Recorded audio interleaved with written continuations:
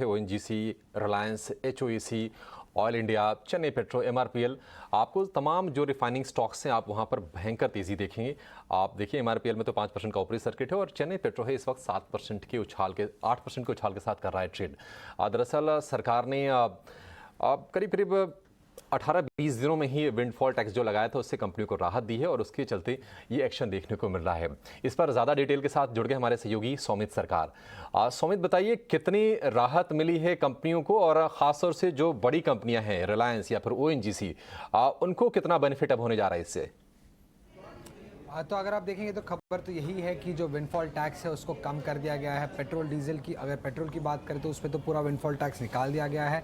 Diesel और ETF में 2 रुपये से उन्होंने कम कर दिया है। अब ये सारी ऑयल एंड गैस कंपनीज है जिनको इसका बेनिफिट होता है। हालांकि एचओईसी को कोई डायरेक्ट फाइनेंशियल बेनिफिट नहीं है, बट सेंटिमेंटली ये पॉजिटिव रहा है। जैसे कि ये कह रहे हैं कि क्रूड उत्पादन और एक्सपोर्ट्स पर विंडफॉल टैक्स जो था वो कम कर दिया है। क्रूड उत्पादन की अगर बात करते हैं तो वहाँ पर जो पहले का टैक्स था वो 23,250 रुपीज़ का था, उसको कम कर दिया गया है अभी 17,000 रुपीज़ पे। उसी के साथ अगर हम एक्सपोर्ट्स की बात करते हैं तो डीजल और एटीएफ पे 2 रुपये से कम कर दिया गया है एक्सपोर्ट टैक्स, और पेट्रोल पे जो एक्सपोर्ट टैक्स लगाया था 6 रुपये प्रति लीटर का, उसको पूरी तरह से निकाल दिया गया है।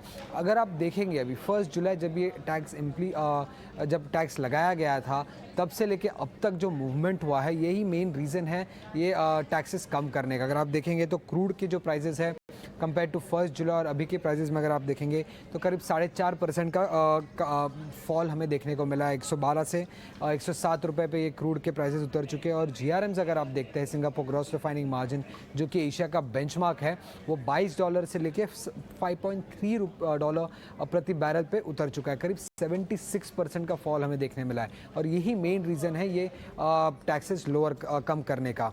अब रिलायंस इंडस्ट्रीज की खासकर अगर हम बात करें तो जब ये टैक्सेस इम्पोज किया गया था तब एनालिस्ट का मानना था कि करीब 6 से $13 प्रति बैरल का इम्पैक्ट आ सकता है कंपनी के जीआरएम्स पे। और अब ये चूंकि पेट्रोल पे टैक्सेस निकाल दिए गए हैं और डीजल और एटीएफ पे कम कर दिए गए हैं, और खासकर रिलायंस इंडस्ट्रीज के जो न्यूज़ आया है वो ये है कि एसईसी यूनिट है जो एक्सपोर्टी ओरिएंटेड यूनिट्स होती है उन पे ये टैक्स नहीं लगेगा।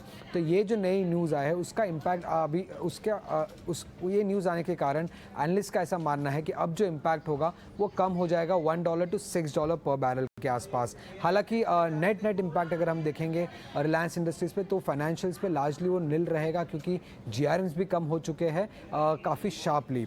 ओएनजीसी और ऑयल इंडिया की खासकर अगर हम बात करें तो नेट बेसिस पे जो रियलाइजेशन है वो $7 से $8 से बढ़ सकते हैं दोनों ही कंपनीज के लिए। और एनालिस्ट का मानना ऐसा है कि अगर $5 प्रति बैरल से रियलाइजेशन बढ़ जाते हैं तो ओएनजीसी और ऑयल इंडिया की जो ईपीएस है वो करीब 7 से 12% से बढ़ सकती है FY23 के लिए।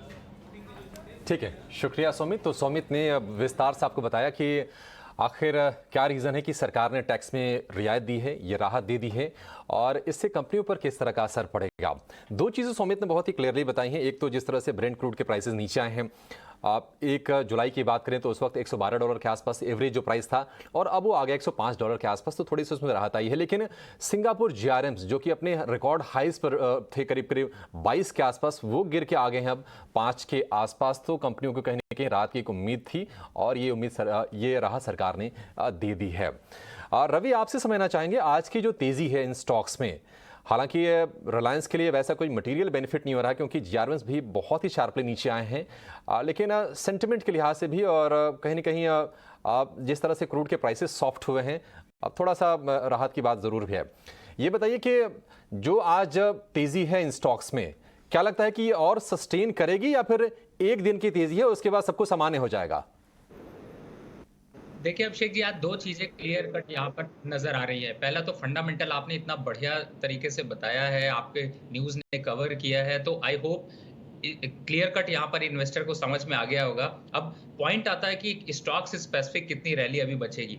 मार्केट में भी आपने पुल बैक देखा है और न्यूज पॉजिटिव हो, 2 तड़के एक साथ लगे हों तो आपको इस इंडस्ट्री में एक तेजी का ट्रेंड बनता हुआ नजर आ रहा है। ट्रेन मिस ना कर दें। अब 7% 6% बहुत से स्टॉक बढ़ गए हैं, लेकिन कुछ स्टॉक्स आपको 2.5 से 3% के पास हैं, उनमें थोड़ी गुंजाइश बची है, जैसे रिलायंस है, गेल है, आईओसी है, ओएनजीसी में भी अभी थोड़ी और रैली देखने को मिल सकती। तो ये स्टॉक्स में आपको कम से कम अभी यहाँ से 2.5 से 3% की रैली और देखने को मिल सकती है। तो अगर बेस्ट कॉल के हिसाब से मैं इन्वेस्टमेंट देखता हूँ और मोमेंट्री अगर समझता हूं तो BTST करके जाइए, या करंट BTST का मतलब है बाय टुडे सेल टुमारो की स्ट्रेटेजी बनाइए, या फिर आज आप क्लोजिंग पे बाय करके जाइए, अभी बाय करिए, आपके लिए एक अच्छे ऑप्शंस हैं। तो यहाँ पर आपको 2.5 से 3% अभी और गेन मिलेगा। आज थोड़ा सा थकने दीजिए, जैसे ही रुकावट प्राइस में देखने को मिलेगी फिर से एक मोमेंटम यहाँ पर चालू होगा, क्योंकि ये टैक्स का जो कमी किया गया है इसका एक सीधा इंपैक्ट ये भी दिखाता है, क्रूड ऑयल प्राइसेस भी ईज ऑफ हो रहे हैं, तो आगे थोड़े और नंबर्स यहाँ से स्ट्रांग होंगे।